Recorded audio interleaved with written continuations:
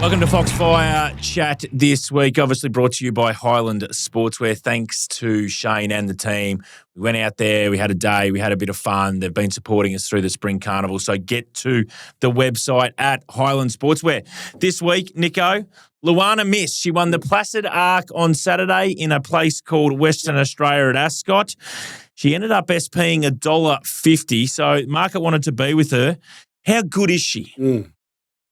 Well, visually, she was outstanding. I mean, she was held up for the bulk of the straight and got out and then was soft on the line. So, but it's a little bit of a case of style and not a lot of substance, where the overall time I've got them, you were telling me before we've recorded this that it was outside standard. I've got it maybe just a fraction inside standard. Either way, it's not that good. The last 200 metres, as good as it looked, still only ranked 61 for the meeting. In terms of her going towards a winner bottom, I'd probably say no. I've got Joker's Grin going to a new level on Saturday. Yep. And I just don't think she can beat him off what we saw last Saturday. There's only 2 weeks until the winner bottom. So I don't want to pot her because she was held up. But I'm just saying the race hasn't gone as good as what we thought it might have done. Yeah, and look, she looks a really good, exciting. She's only a 3-year-old filly, so there might be some sort of upside there for her. But, that's fair enough. Hey, what about this one, mate? Where does Angel Capital have to go to get a Group 1 win? Well, to me, I mean, he could have been a winner bottom horse possibly. Yep. I think you and I identified him as an out-and-out sprinter. I feel like Chris Waller might have even said 1,200 was his better preferred distance. So I was intrigued by the fact that they decided to go to the Ore again, 1,400 at Caulfield. He was beaten by Jimmy Starr pretty fair and square, I would have thought. Maybe he had a couple of excuses, but he's always going to have a couple of excuses because he's that type of horse. For mine, to answer your question, I think Newmarket Handicap. Yeah, I think you're right. Group 1 Handicap, down the straight, that's his big chance.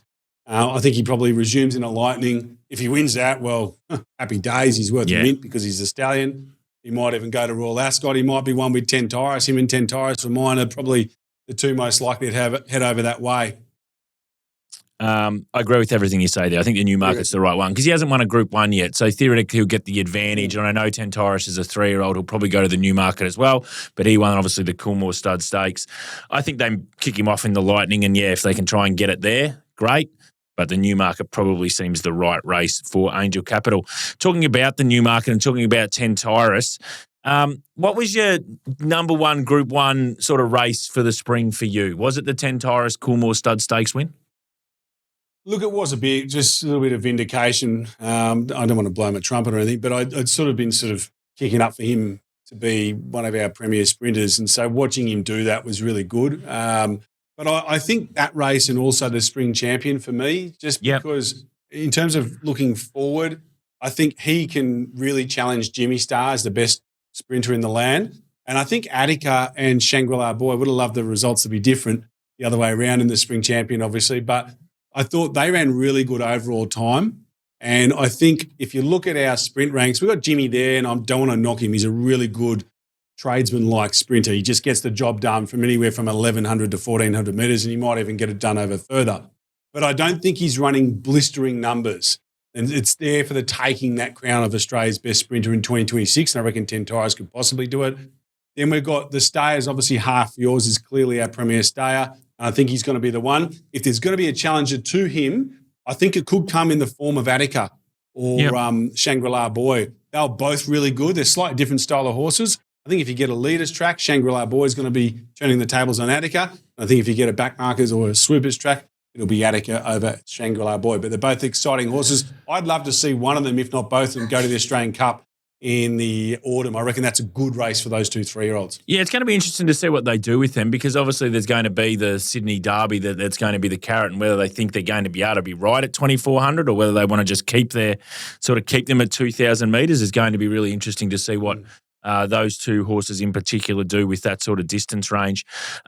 In terms of horses for the future, you've sort of identified Tentaurus as the one that can probably be the one that we've seen in the spring. Is there any others sort of off left field that you go? I know you've identified Attica as well as sort of another one and obviously Shangri-La Boy, but anything else? I'll give you one that's going to run at Ascot this Saturday. It's called Rockfest. Yeah.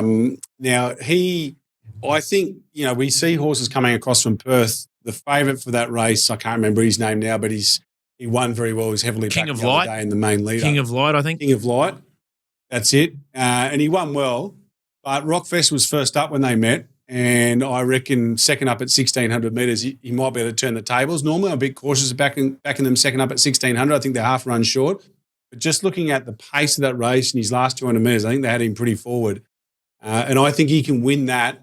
I think he can possibly then go on and win the Northerly Stakes as well. So Rockfest is the one that I'd be following in the immediate future. In terms of next year, obviously 10 Tyrus.